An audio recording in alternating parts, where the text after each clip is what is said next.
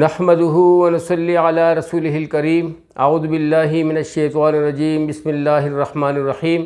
मेरे प्यारे भाइयों, बुज़ुर्गों, दोस्तों और प्यारी बहनों, अस्सलामु अलैकुम व रहमतुल्लाहि व बरकातुहू।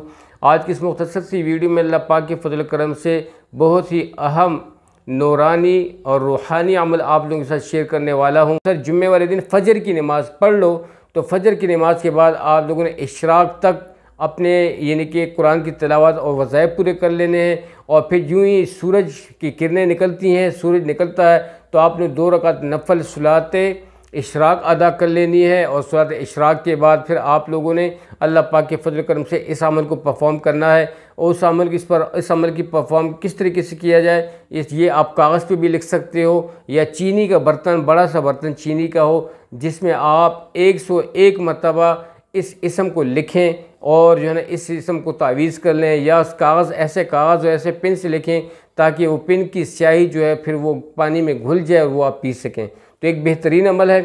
चीनी का बड़ा बर्तन या बड़ी ट्रे भी मिल सकती है, चीनी के यानी कि पत्थर की जो बनी होती है, उसमें भी आप लिख सकते हैं। बड़ा सा डोंगा जो है या बड़ा प्लेट जो है, उसमें भी आप लिख सकते हैं। इस तरह कागज़ पे भी लिख सकते हैं, लेकिन वो कागज़ ये है कि अगर आप कागज़ पे लिखते हैं ताकि वो कागज़ ऐसा हो जिससे वो स्याही आसानी से पानी में घुल जाए और वो आप पी सकें। और उस कागज़ को आपने ज़ाया नहीं करना, बल्कि उस कागज़ को आपने किसी पाक जगह पे सेव कर देना है, या बल्कि उस कागज़ को आप दरिया में या किसी पाक नदी में आप उसको बहा सकते हैं। ये तरीक़ा है। अदरवाइज़ अगर आप उसको अवॉइड करना चाहते हैं, उससे बचना चाहते हैं, आप और भी आसानी चाहते हैं, तो चीनी के बर्तन पे आप इस इसम को लिख सकते हैं।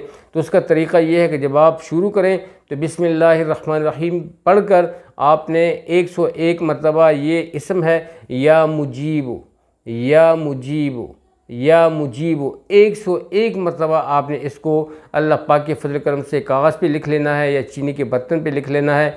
अब जब आपने इसको लिख लिया, इसके बाद आपने अल्लाह पाक के फजल करम से अपने आप पे जो कलमात आपने पढ़े हैं उसको अपने आप पे दम कर लेने हैं। और फिर इस तावीज़ को जो आपने चीनी के बर्तन पे लिखा या कागज़ पे रखा, इसको अपने पास आप लोगों ने रख देना है।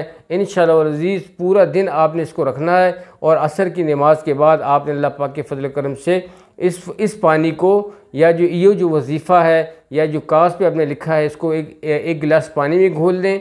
और यह अगर चीनी के बर्तन है तो उसमें आप पानी डालकर आसानी के साथ इसको आप जो है ना उसमें उस स्याही को उसको घोल लें। और जो है ना घोलने के बाद उस पानी को गिलास में डाल लें और उसको आप अल्लाह पाक के फजल करम से शिफा की नीयत से पी लें।